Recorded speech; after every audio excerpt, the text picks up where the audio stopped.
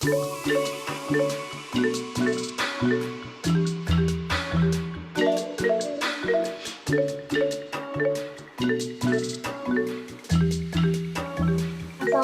warahmatullahi wabarakatuh. Kami dari kelas 1A kelompok 1 ingin membuat video pembelajaran tentang matematika Mesir dan Babilonia atau yang bisa disebut Mesopotamia. Saya Jenisa Asfianto. Saya Deborah Diki. Saya Nia Yunisdani. Saya Andika Rahadianto.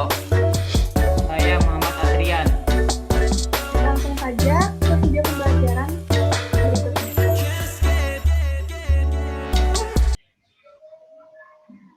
Nah, di sini ada sistem angka dan perhitungan matematika pada zaman Mesir.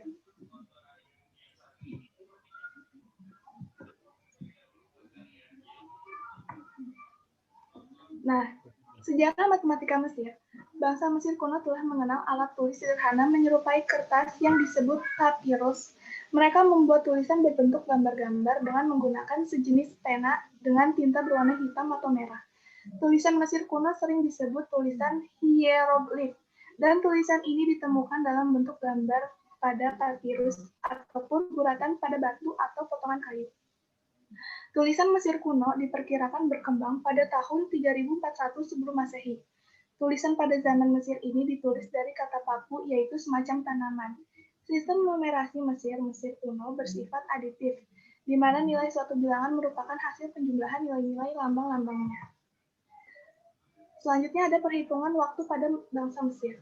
Pada sekitar tahun 1500 sebelum Masehi, orang-orang Mesir kuno menggunakan sistem bilangan berbasis 12 dan mereka mengembangkan sebuah sistem jam matahari berbentuk seperti huruf T yang diletakkan di atas tanah dan membagi waktu antara matahari terbit dan tenggelam ke dalam 12 bagian.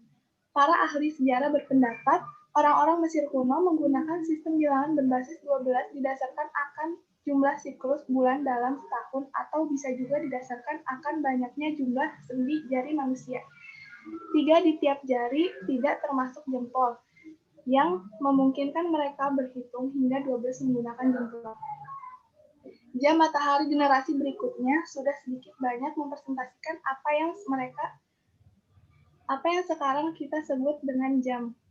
Sedangkan pembagian malam menjadi 12 bagian didasarkan atas pengamatan para ahli astronomi Mesir kuno akan adanya 12 bintang di langit pada saat malam hari, dengan membagi satu hari dan satu malam menjadi masing-masing 12 jam.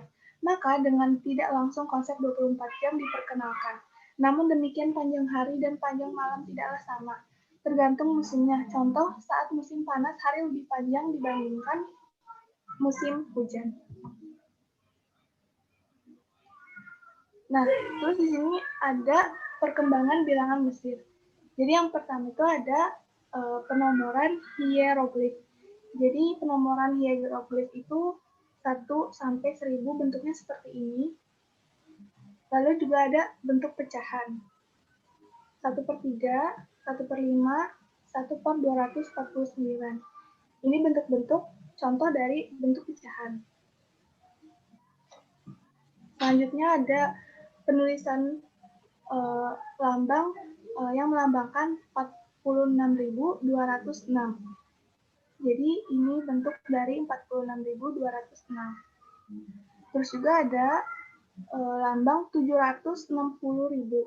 Jadi ini bentuk dari 760.000. Lalu ini ada versi dari angka hieratic. Jadi ini angka bentuk-bentuk hieratic. Nah, terus juga ada 2765. Itu bentuk dari angka 2765 itu seperti ini.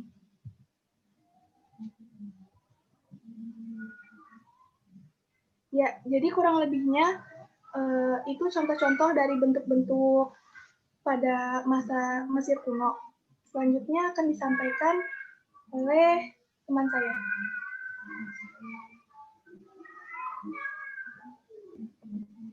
Selanjutnya ada operasi penjumlahan dan pengurangan.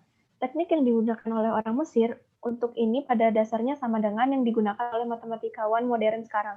Orang Mesir melakukan operasi penjumlahan dengan menggabungkan simbol. Lalu ada operasi perkalian. Metode Mesir perkalian ini cukup pintar, tapi bisa memakan waktu lebih lama daripada metode modern. Contohnya yaitu 13 kali 12.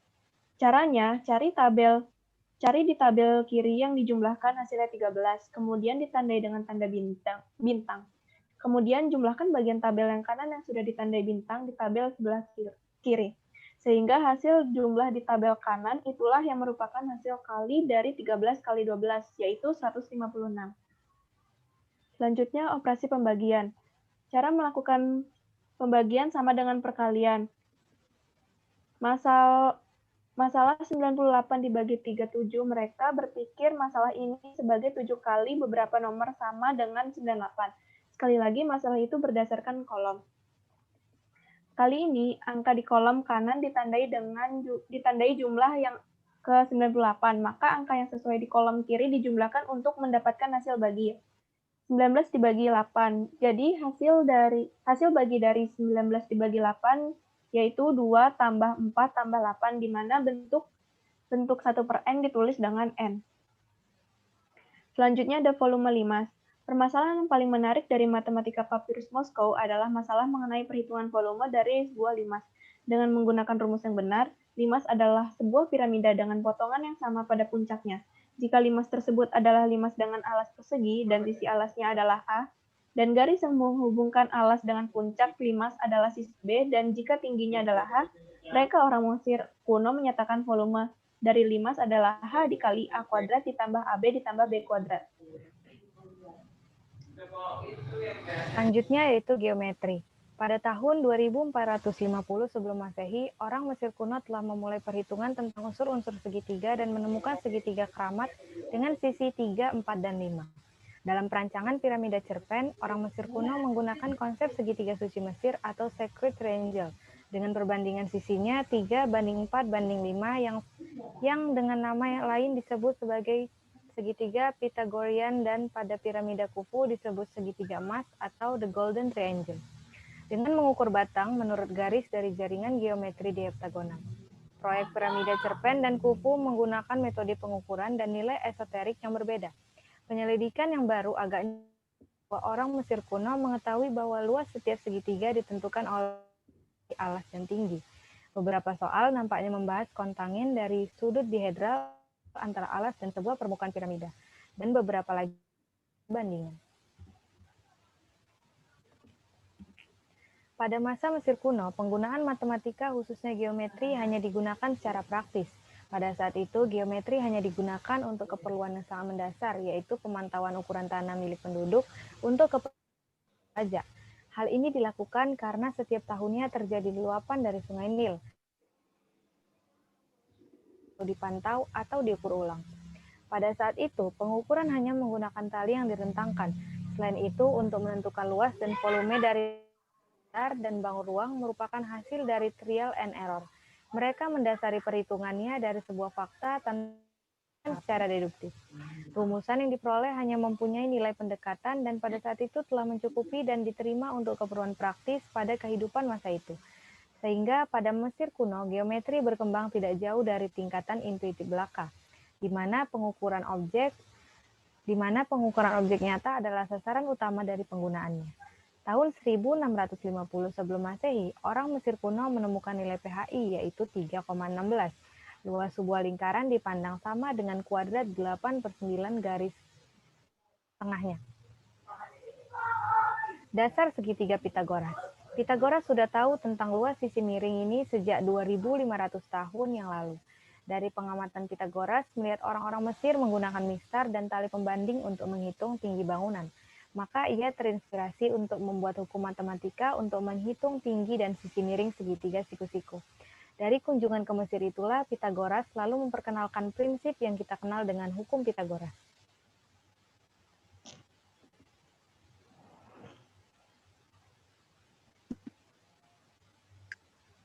Metode perhitungan. Sistem matematik Babilonia adalah sexagesimal atau bilangan berbasis 60. Kemajuan besar dalam matematika ini terjadi karena dua alasan. Pertama, angka 60 memiliki banyak pembagi, yaitu 2, 3, 4, 5, 6, 10, 12, 15, 20, dan 30 yang membuat perhitungan jadi lebih mudah. Selain itu, bangsa Babilonia memiliki sistem bilangan real, di mana digit yang ditulis sebelah kiri memiliki nilai yang lebih besar seperti bilangan berbasis 10. Ini adalah contoh gambar angka pada zaman Babilonia. Tulisan dan angka Babilonia ini sering juga disebut sebagai tulisan paku, karena bentuknya seperti paku. Orang Babilonia menulis huruf paku menggunakan tongkat yang terbentuk segitiga yang memanjang atau disebut juga sebagai prisma segitiga dengan cara menekannya pada lempeng tanah liat yang masih basah sehingga menghasilkan cekungan segitiga yang meruncing menyerupai gambar paku. Lempengan tersebut ditulis saat pada masih basah dan kemudian dijemur atau dibakar. Ini adalah beberapa contoh papan-papan yang digunakan. Yang pertama, papan Yale YBC 7.289. Gambar yang kedua adalah papan Plimpton 322. Yang gambar ketiga adalah papan Susa. Yang keempat adalah papan Tel Dibai. Geometri. Geometri digunakan oleh bangsa Babilonia sejak tahun 2000 sampai 1600 sebelum Masehi. Mereka menghitung keliling suatu lingkaran dengan menggunakan 3 kali diameternya. Luas lingkaran digunakan 1/12 dari kuadrat kelilingnya dengan pi sama dengan 3,14. Kolom silinder tegak dihitung dengan perkalian luas alas dengan tinggi. Profesor Osendriver menerjemahkan 5 runcing tablet Babilonia 350 sampai 50 sebelum Masehi dan menemukan bahwa mereka mengandung perhitungan canggih posisi Jupiter. Tablet ini digali pada abad ke-19 dekat kuil Esagila di Babel dan sekarang dipamerkan di Museum Inggris, Departemen Timur Tengah, London. Selanjutnya materi akan dibahas oleh Muhammad Adrian.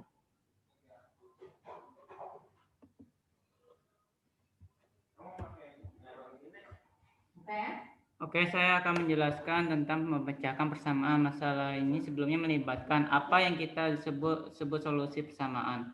Masalah seperti itu sangat sering menggunakan tabel Babilonia. Persamaan linear dalam bentuk A, X sama dengan B adalah umumnya diselesaikan dengan mengalihkan setiap sisi dengan kebalikan dari A. Persamaan itu sering terjadi pada contoh sebelumnya dalam proses pemecahan masalah yang kompleks. Lebih rumit situasi seperti ini, ada 2 persamaan linear. Orang Babilonia seperti orang Mesir digunakan metode palsu. Lalu berikut adalah contoh dari teks Babilonia PPN 83-89. Salah satu dari 2 sidang menghasilkan 2/3 sila persar, yang kedua menghasilkan 1/2 sila persar, di mana sila dan sar adalah ukuran kapasitas dan luar masing-masing. Hasil dari lidang pertama adalah 500 sila, lebih banyak daripada yang kedua. Luas kedua ladang itu bersama-sama 1.800 sar. Seberapa besar setiap bidang cukup mudah untuk melakukannya. Terjemahkan masalah ke dalam sistem 2 persamaan dengan X dan Y mewakili yang tidak diketahui daerah. 2/3 X dikurang 1/2 Y sama dengan 500. X tambah Y sama dengan 1.800. Lalu solusi modern mungkin adalah menyelesaikan persamaan kedua untuk X dan ganti hasilnya dengan pertama. Tapi penulis Babilonia di sini membuat asumsi awal bahwa X dan Y adalah keduanya 1.2 Mesopotamia 23 sama dengan 900. Dia kemudian menghitungnya 2/3 kurang 2/3 kali 900 dikurang 1/2 kali 900 sama dengan 150. Lalu perbedaan antara 500 yang diinginkan dan 150 dihitung adalah 350. Untuk menyesuaikan jawabannya, kira juru tulis menyadari bahwa setiap unit bertambah dalam nilai X, dan akibatnya menurun nilainya dari X memberikan peningkatan fungsi 2/3X kurang 1/2Y. Y dari 2/3 ditambah 1/2 sama dengan 7/6. Karena itu dia hanya perlukan menyelesaikan persamaan 7/6 S sama dengan 350. Untuk mendapatkan peningkatan yang diperlukan S sama dengan 300, menambahkan 300 hingga 900 memberinya 1200. Untuk X sementara mengurangkan memberinya 600. Untuk Y jawabannya yang benar. Sekian dari kelompok 1, kurang lebihnya kami mohon maaf. Wabillahi taufiq wal hidayah. Wassalamualaikum warahmatullahi wabarakatuh.